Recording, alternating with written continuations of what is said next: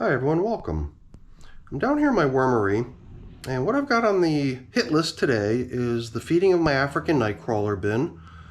The African nightcrawlers actually exist in two bins now. Up until now, I've been maintaining a single bin with what I've always put in air quotes as my so-called African nightcrawlers, because when you look at them, they don't really look like African nightcrawlers, but I was assured when I received their cocoons that I was getting African nightcrawler cocoons, and a lot of people have even stated that, over time the African night crawlers can diminish in size and their appearance can change. So I don't know for sure if what I've got in my 123-day-old bin that's over here on the top shelf, if they're really African night crawlers, but until I can be, given some sort of definitive positive identification on what they are, I just continue to call them my so-called quote-unquote African night crawlers. But then I've also got a new bin that's only 5 days old, which is a little bit lower down. It's over there on the ground. Not on the ground, but it's up on the box that they came in. Those worms were launched only 5 days ago, and 5 days ago I took those are real African night crawlers, absolutely. You could tell by their size. They're huge worms. You could tell by their coloration. They got that deep dark purple appearance. Those worms were sent to me by Northeast Worms, and they've been settling into their new space for the past 5 days.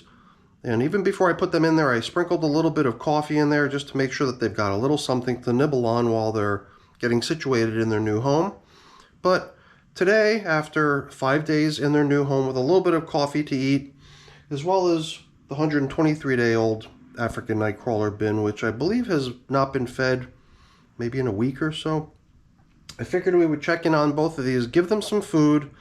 And the only other kind of in-flight initiative that's going on with this older bin is that I had gotten my hands on some cold-pressed neem oil, which supposedly helps control mites. And we did do an application of it last time we were checking in on this system, and we're going to do it again today with the assumption that there's still going to be some mite activity. And we're going to get a chance to see how that stuff works over time by, doing another application of the neem oil, and then over time, maybe we'll see a reduction in mite numbers in that bin. So I'm going to get a glove on, and I got to run upstairs and get some food for this as well, and then we're going to get to work. So now when I ran upstairs to get the food that we're going to give them, which is just a bunch of spoiled strawberries that my mom gave me yesterday, I did check. It was 9 days since the older bin got fed. And in the younger bin, the 5-day-old bin, since they got 2 of these filters full of coffee, I figured this coffee batch can be given to the older bin, and then the newer bin would just get maybe strawberries only. And the only other thing that you see in here is like a soiled paper towel, a soiled napkin. So this is what we're going to give them. And in the older bin, this is my neem oil mix, my cold-pressed neem oil, which we're going to apply to the bin, assuming we still see mites. And I assume after 9 days, since we put some of this stuff in there, chances are we're still going to see some. So we're going to keep applying it until we start to see like a notable reduction in their numbers. So let's go get the older one and start out by feeding them, and then we'll proceed to the new bin. And it does look like we've got ourselves a little visitor here in the bin. It looks like a centipede, which is usually a visitor in your worm bins that you would probably want to get rid of, since they do prey on baby worms. So they're pretty quick. I'm going to see if I can do away with that little guy. Well, I think he's pretty much incapacitated, so he shouldn't be able to do much harm to our worms any further. And I kind of feel bad doing that sometimes, but it is what it is. Now this bin, what we usually do, just to try to assess the, mite situation, is we activate our time-lapse function on the camera, just to give us some kind of visibility into what these little tiny white specks are. Sometimes I wonder, are the white specks the grit that I apply? And the grit that I apply is just this pulverized eggshell, and it does, closely resemble the little tiny white mites that are what we're trying to reduce in numbers. So by running a time lapse, it permits us kind of an easier view of what the little white specks are. So if the white specks are stationary, then they're probably just grit, but if they're moving, and they move rather slow, but when we play it back on time lapse, we get to see, you know, maybe 10 or 15 minutes worth of activity in just a couple seconds. That reveals what it is that we're seeing, whether it's mites or not. So I think we're going to start with just a quick peek into here with the time-lapse camera. After we sort of stir things up a little bit to try to reveal some little white specks which may or may not be mites, and try to get a view of what we see.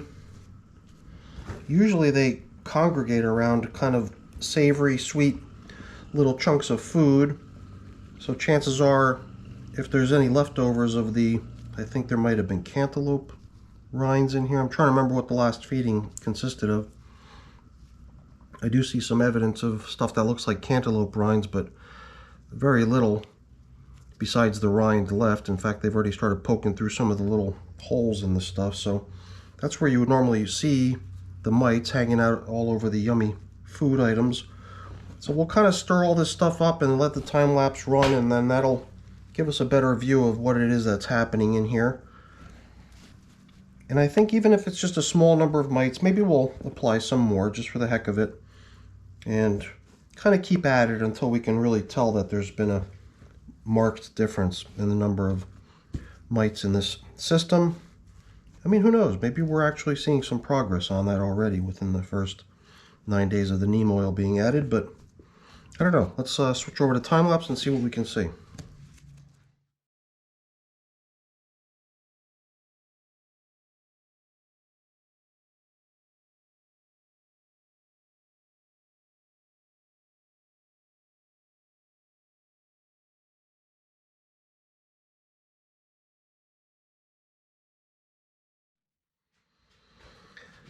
Well, every time I do one of these time-lapse segments, it always adds a considerable amount of extra time. Since each second of time-lapse footage takes about a minute to shoot, that was about a 20-minute little pause there. But that's okay. I ran upstairs and I checked a couple emails, and now we're back to it. So I'm just prepping the feeding area by returning some of these scraps of bedding that we found along the way back down where it belongs, down in the feeding area, as well as, not much, but whatever these leftover bits of food are. They certainly did a number on the food that they were given, and I guess over the course of 9 days it's kind of to be expected. So it does seem like we've got a pretty good number of worms that occupy this container. So we might have, I guess I didn't take good care in trying to make sure that finding all the stuff I pulled out of here would be easy after the fact. There's some corn, whatever, there's all kinds of little bits of this and that. Now, this is I think the 14th feeding of this bin over its 123-day lifespan. And one thing that I've been doing over the past couple weeks, past few feedings in this container, was avoiding things that I knew would take a long time. So everything that I've been putting in here for the worms to have is stuff that I thought would break down pretty quickly. So I've been avoiding leaves so as to avoid getting all these little leaf stems in here. And as you can see, the result is starting to pay off. There's very few of them remaining, and the ones that are still here, they're dwindling down to nothing. And there is a certain point in time, usually around this time, you know, usually when I get a bin to this age of about 123 days. I think the average in my spreadsheet, I do have a calculation in there that tracks how long I typically run on average this first phase of a bin, which is its typical composting phase. And I think the spreadsheet averages it to something like 117 days. So we're already in excess of what I would normally do in terms of running a bin's typical composting phase. And then I would normally start with holding feedings. I'm going to start putting in the neem oil here. I would sort of just start withholding the feedings going forward, allowing the worms to focus their energy on all the leftover bits of food that are still in the bin, all the leftover scraps of bedding and stuff like that, so that we're not left with all kinds of scraps in our compost, but rather, you know, a nice finished batch of compost. And I'm wondering if this might be the last feeding that we apply to this bin. And then we would transition this bin into what I refer to as the foraging phase. And foraging does seem like a good description for, you know, for allowing the worms to just work down the remaining scraps of stuff that litters the bin. And there's quite a bit in here, so even after they finish the strawberries, they'll have all these bits of paper that they could chew on afterwards. And I'm sure that elsewhere in the bin there's probably a good bit of this sort of stuff too. So I'll have to decide on that, but it does seem like a realistic point in time to consider doing that now. So let's get the food that we're going to give them, and hey, you know, since it might be their last feeding, we can go pretty generous, I think. Let's give them a good bit of food here, because they did do a very nice job getting rid of the last batch of food that they received, as you saw. I was even looking at these strawberries before I put them in the freezer last night. Some of them didn't even look that bad. I questioned whether I would want to feed all of these to the worms, or if I would want to try to go through the package and see if I could maybe even save a few of them. I don't know. I resisted the urge. I took it on faith that the entire batch of strawberries was probably no good. But some of them do seem like maybe they're still okay, or could have been okay. Seemed like a little bit of a shame to throw them all away, just because some of them looked bad. So I'm trying to divvy it up pretty evenly. I don't know. Like I said, this is going to be this bin's, could be this bin's. I'm not saying it is going to be, but I'm saying it could possibly be this bin's last feeding. So let's not forget that they're getting these little leftover coffee bits here as well. So I think leaving the remainder of those other strawberries for the other bin is a good divvying up of the food portion that I bought down here. We'll give them this piece of paper here as additional carbon-based food and bedding, but as you saw before, as I was setting the foundation of the for the feeding, all those old pieces of newspaper and other things that were already down in the feeding area, I think that's a pretty good amount of bedding for them to have. So we'll leave it at that. Give them some grit to help with the breakdown of the food that they were given. And, you know, if you consider what they were given here to eat, chances are that this stuff is not going to last very long.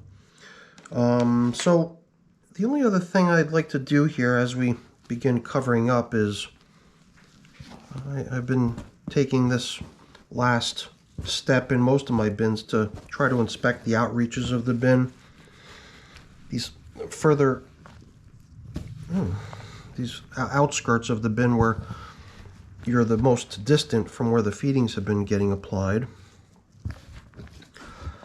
Because a lot of times the worms make their way over to where the food's at to take advantage of it, but then they'll also kind of squirm away to go just relax and hang out in the bedding outside of the feeding area.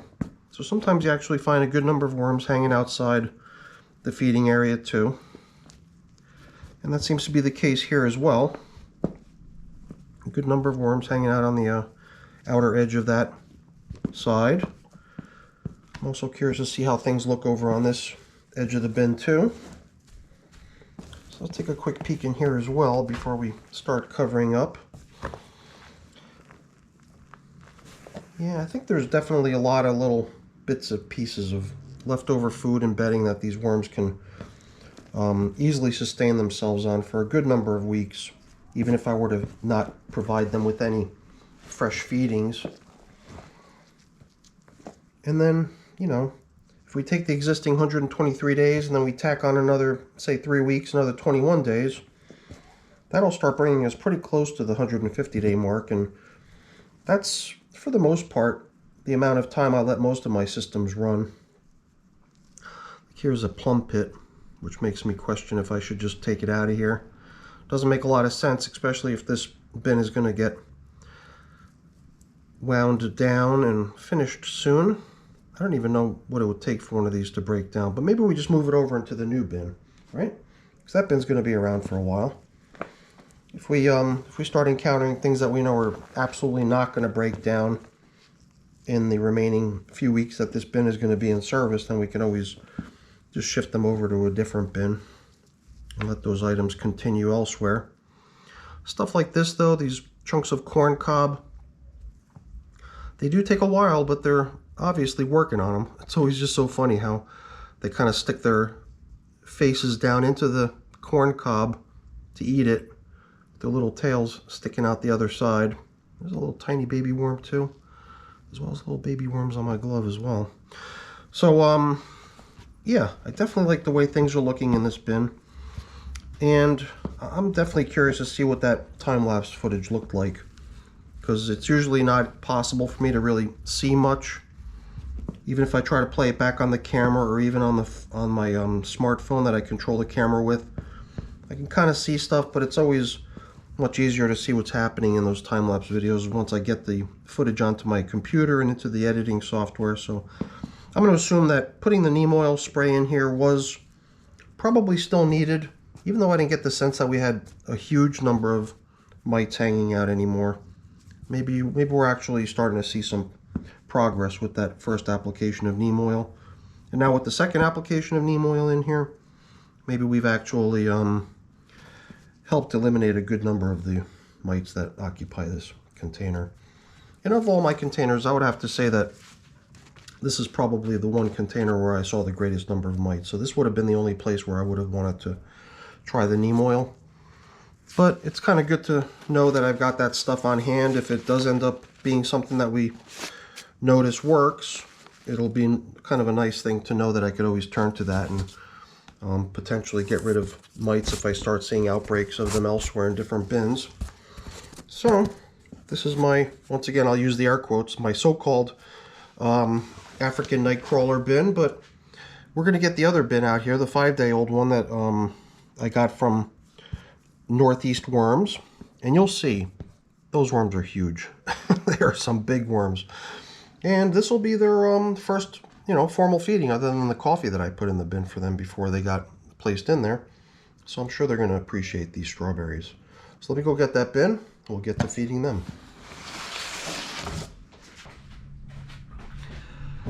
Okay, so this looks a little different than you're used to seeing in my wormery. Normally you don't see me draping pieces of paper towel around the edges of my bins. But when I had first placed these worms into this box, they just seemed like they were very, very anxious to get out for some reason. And I did return to the bin a number of times to try to alleviate whatever it is that was causing them to want to flee. And hopefully I've succeeded in doing so. But just to play it safe, I also took some salty water and soaked all this paper in salty water, as well as wiping down the walls of the bin with salty water. Because if a worm touches something salty, they don't like it. They don't like it one bit. So I did actually shoot a number of minutes of time-lapse, actually a number of hours, 4 hours of time-lapse footage after setting it up that way, just to see if any worms continue to try to climb out of the bin. And I did see a number of them actually probing the walls to, potentially climb up them, but they very rapidly retreated from the wall because they could sense the saltiness of it. And it certainly did a good job keeping the worms from trying to roam out of the bin. So you can see these are very dark in color, and you can see that they're extremely, long in length, and they're quite fat as well. So I think there's probably no doubt that these are African night crawlers. So I think Northeast Worms definitely did me good on sending me these little guys. And I don't know if Emily is still out there, if she's watching. I've always continued, and I still do continue to give benefit of the doubt about those other worms that we just fed a moment ago, that they too are African night crawlers. But you've got to admit, visually there's a clear difference in the way they look. From their size, from their color. So perhaps one of these days I'll actually try to see if I can definitively verify that they are in fact African night crawlers. But I've really never taken the time to do so.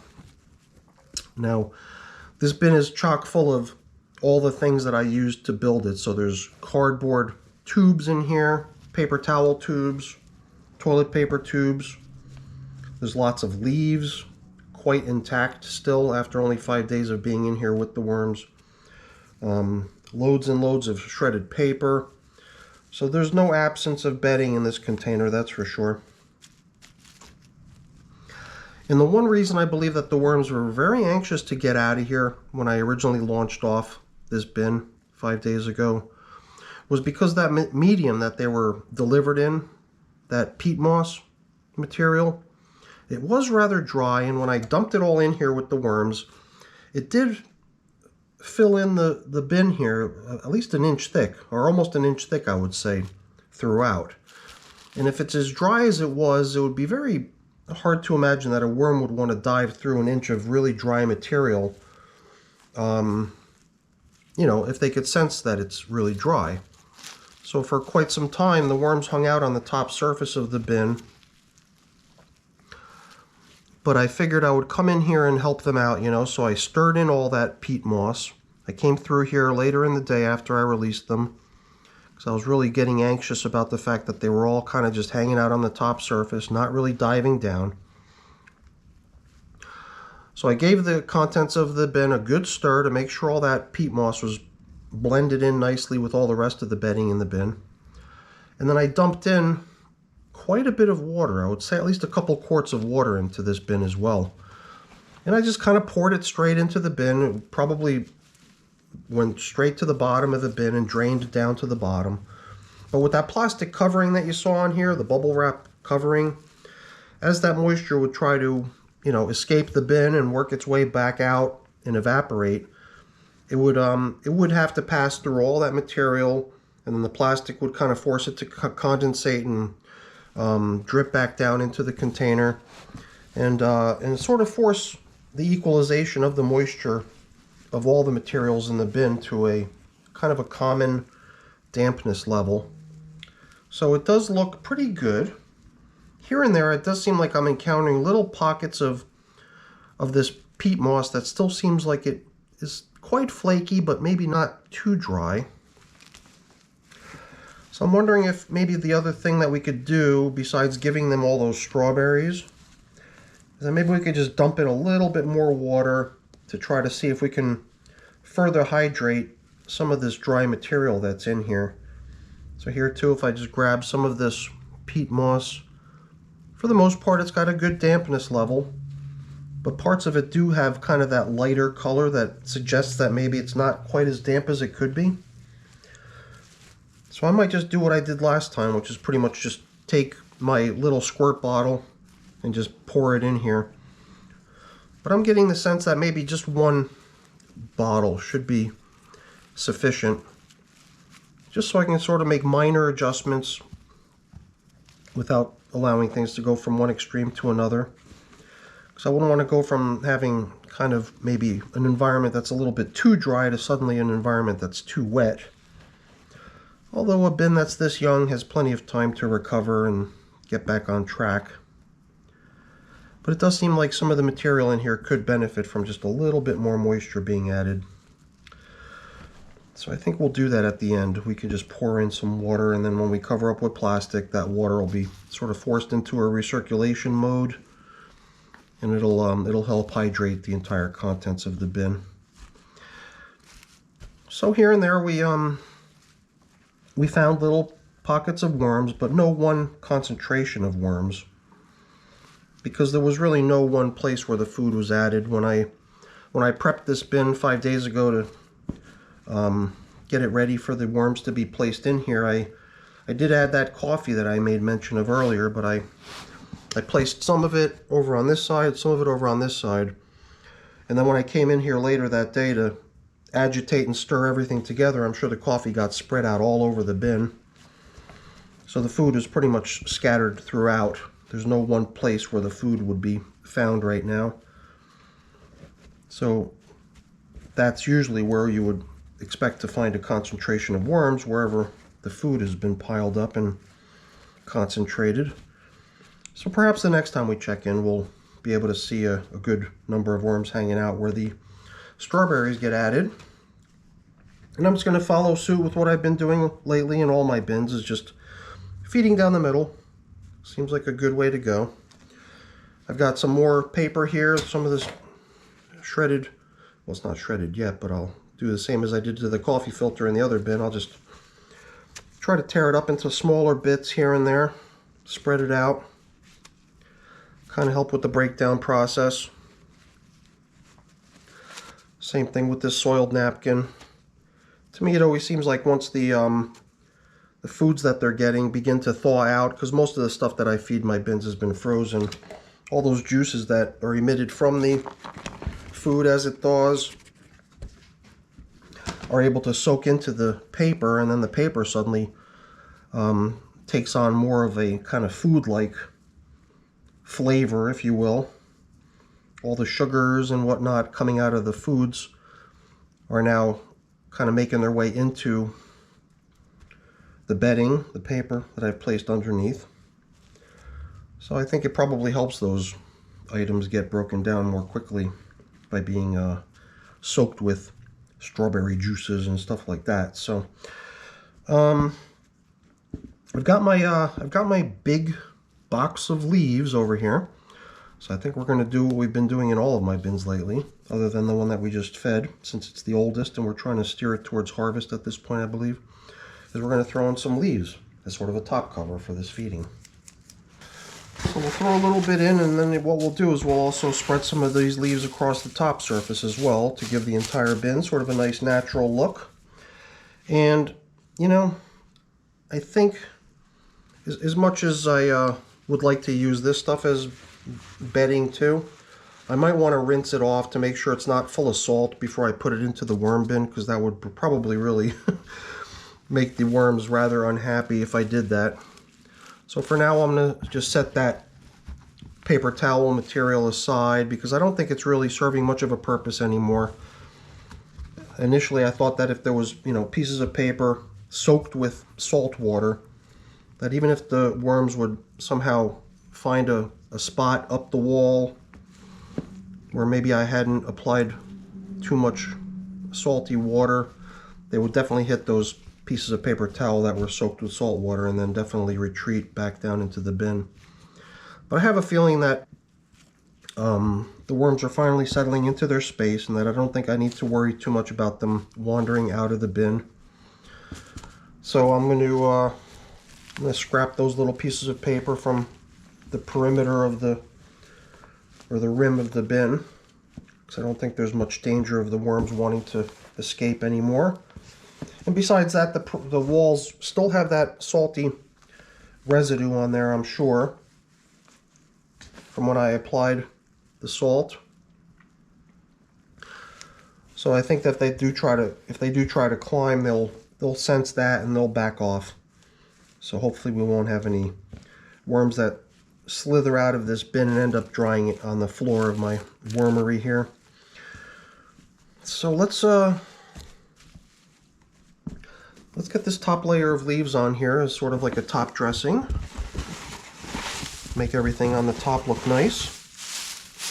I always like to use leaves as sort of a top dressing. You know, there's not much left in this box, so I might as well just empty it out at this point and spread it around. Give everything kind of that natural look and cover up all those paper tubes and cardboard bits and newspaper scraps. And give the bin sort of a natural appearance. And I'm not going to fiddle around with spraying it. I'm just going to do what I did last week, is I'm going to, what do we have here? A little something made its way in there. I'm going to do what I did last week, which is just kind of pour it in. And you saw, we poked around at the bottom of this bin. There weren't any pools or puddles or anything like that. There was enough dry material in this bin that was able to absorb the moisture into itself. And I think that's going to be the case here too. We're just going to see all that moisture that I just added make its way into the dry materials that were placed in here. All those bits of toilet paper towel, all those bits of napkin, all those dry leaves sitting out on top and over on top of the food as well. All that stuff I bet is going to soak up that moisture, no sweat. Not to mention the fact that all those frozen strawberries are going to dump out a bunch of liquid as well once they start to thaw and once they start getting eaten. So I think as far as moisture goes, this bin is in pretty decent shape. So we'll know for sure the next time we come in here. But that might not be in for another week or so. But I believe that we're probably in pretty good shape for the worms to be content with what's going on in here between now and then. So that's it for my African night crawlers. All fed and happy. Hopefully happy. As far as I could tell, they seem pretty content. But I've got only a few more things to take care of here, like cleaning up and putting things away, but I'm not going to bore you with that since that's all boring. I'm going to sign off now, but before I do, let me just really quickly say thank you. Thanks so much for watching. Hopefully you enjoyed the video. If you did, please remember to leave me a thumbs up. That's always really appreciated. And if you haven't done so already, please also consider subscribing to the channel too. That's really appreciated as well. All right, everyone. Thanks for watching. Have a great day. Bye.